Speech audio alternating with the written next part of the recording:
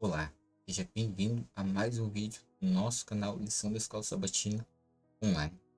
Estamos chegando no final do resumo da lição dessa semana, o estudo adicional. Mas nós estamos numa lição fantástica do terceiro trimestre, o Evangelho de Marcos, como você pode ver aqui, tá vendo? E estamos na lição 7, ensinando discípulos, parte 1. Então deixa o like, compartilhe esse vídeo na sua classe Escola Sabatina com os seus familiares.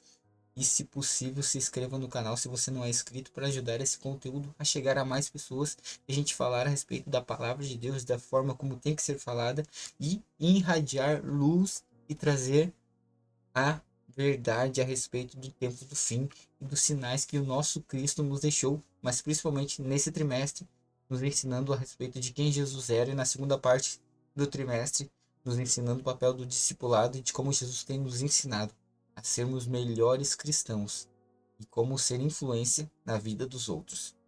Bom, nós estamos no estudo adicional, como eu falei, e eu queria ressaltar para você um parágrafo muito importante que eu tirei de lição para mim e eu gostaria que você refletisse também.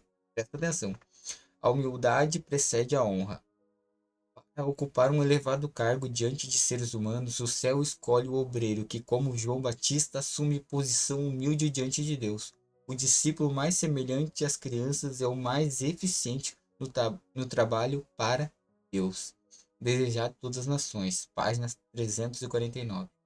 Eu acho interessante que o contexto da lição que ela nos levou ao longo da semana inteira foi a respeito de justamente nós entendemos o papel que nós temos e o que Deus espera que a gente faça, mas principalmente na vida cristã, a gente entender que é um constante aperfeiçoamento e que a gente precisa buscar força do alto.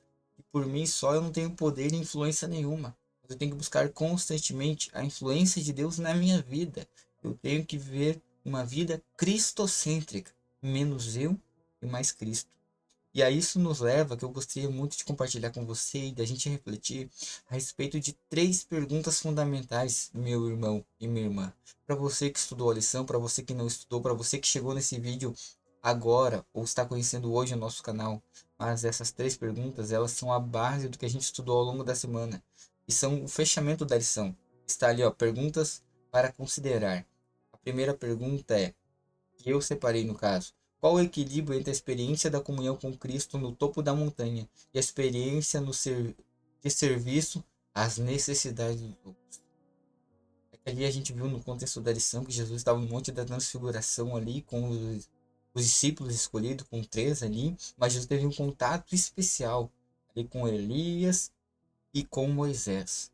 E ali foi apresentado o reino de Deus. E nesse contexto, ali é a respeito do que significa o reino de Deus, do que significa o serviço do discipulado.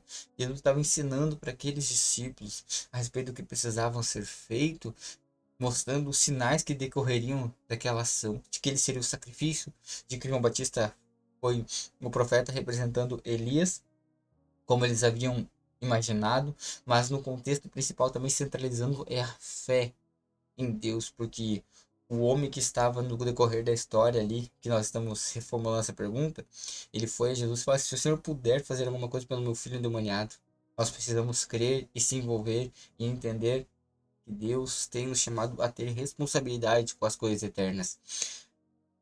A outra pergunta: qual é a diferença entre a visão do mundo e a visão divina sobre grandeza? Muitas vezes a gente tem não entendido, na verdade, as coisas espirituais. A gente está tão acostumado a humanamente viver nesse mundo que a gente tem esquecido de que Deus tem um mundo novo, uma nova experiência. O que ele está falando a respeito de grandeza? Quando os discípulos de Jesus estavam naquela conversa, eles queriam saber quem é o maior, como saber quem é o maior no teu reino. Ele falou: não é assim que funciona o reino de Deus. No reino de Deus não há divisão. No reino de Deus há igualdade. Na nossa sociedade, no mundo que a gente vive por inúmeros sentidos e coisas, é afetada a nossa vida. A desigualdade econômica, social, racial, continental, mas no plano de Deus, todos nós somos iguais. E isso que Jesus veio pregar, ele disse que o evangelho é a mensagem tanto para judeu quanto para gentil. Quer dizer que é um reino inclusivo, que todos podem ter acesso. Que a mensagem de Deus não tem fronteiras, que não tem limites, e a gente precisa entender isso. E a grandeza que Deus nos fala é a grandeza de vivermos isso, não de termos e esfregarmos no outro que eu tenho que o outro não tem, mas é algo tão bom que é de compartilhar, é um compartilhamento. E eu acho que a gente precisa entender justamente isso. O evangelho não é para nos dividir. Nós temos vivido num mundo e numa sociedade, num período cristão de divisão, de brigas e contendas. Mas a gente tem que entender que o evangelho cristocêntrico é um evangelho de união, unidade. E a última pergunta, levarmos a sério o pecado. Achamos melhor ter o corpo mutilado do que pecar? É o contexto daquele que Jesus falou: se um pé, uma mão, um olho te faz tropeçar, o arrancam. No sentido de a gente entender que se algo assim acontece e é grave perder um membro, um órgão, uma parte do corpo, que dirá o pecado que pode nos tirar a vida? Então é um conceito de urgência, é um conceito de necessidade, é um contexto de algo que tem que ser dolorido, sofrido e que a gente precisa entender a consequência séria daquilo. Quantas vezes nós não temos brincado, talvez, de ser cristãos, ou não temos vivido uma vida sem literalmente estar voltado para as coisas de Deus, achando, isso é balela, isso pode acontecer a qualquer hora, e Jesus não vai voltar, Jesus vai demorar para voltar, e a gente fica ali dentro dos nossos pensamentos se perdendo, e Jesus fala: presta atenção, entenda, os sinais estão acontecendo, não há tempo de brincar com o cristianismo, mas é tempo de se voltar para Deus. Quem tem ouvidos, ouça. Que Deus te abençoe, meu amigo e minha amiga. No final dessa lição, dessa primeira parte, você possa ter entendido inúmeras lições para sua vida. E que a gente entenda somente uma coisa crucial: desenvolvimento cristão. A gente precisa entender que é uma caminhada longa e duradoura, mas a gente precisa andar com Jesus. E ao passar do tempo, assim como os discípulos, eu e você vamos ver claramente onde o Senhor quer nos levar e o que a gente precisa fazer. Que Deus te abençoe e até a próxima lição da próxima semana.